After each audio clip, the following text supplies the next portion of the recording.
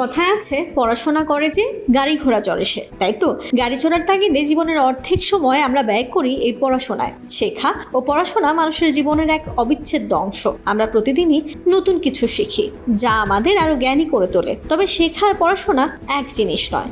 আমরা শিখি চারপাশ থেকে। পড়াশোনার মাধ্যমে সেই শেখার সুযোগ আরো বৃদ্ধি পায়।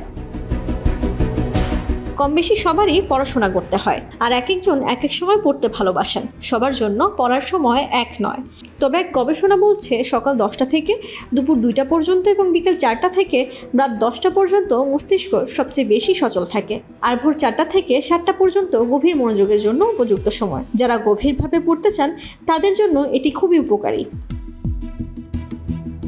যারা সকালে পড়তে ভালোবাসেন বা পড়তে চান তাদের জন্য জেনে রাখা ভালো, ঘুম ও সকালের নাস্তার পর মস্তিষ্ক ফ্রেশ থাকে। তাই এ সময় অনেক মনোযোগ দেওয়া সম্ভব। নতুন তত্ত্ব বা কঠিন বিষয় শেখার জন্য এটি আদর্শ সময়। সকালের প্রাকৃতিক আলো মনোযোগ ধরে রাখতে সাহায্য করে। এছাড়া চোখ ও মস্তিষ্কের জন্য উপকারী এই সময়টুকু। বিকেলে যারা পড়েন তারাও পান বহু উপকারিতা। এ সময় সৃজনশীল চিন্তা ও শেখার গভীর সংযোগ তৈরি হয়। শিক্ষক বা টিউটরের সাহায্য নেওয়ার জন্য এটি একটি উপযুক্ত সময়। অন্যদিকে রাত শান্ত থাকায় যে কোনো কাজে মনোযোগ দেওয়া সহজ হয়। স্মৃতিশক্তি ও শেখার ক্ষমতা এ সময় উন্নত থাকে। ঘুমের আগে পড়া হলে তা মনে রাখা অনেক বেশি সহজ হয়।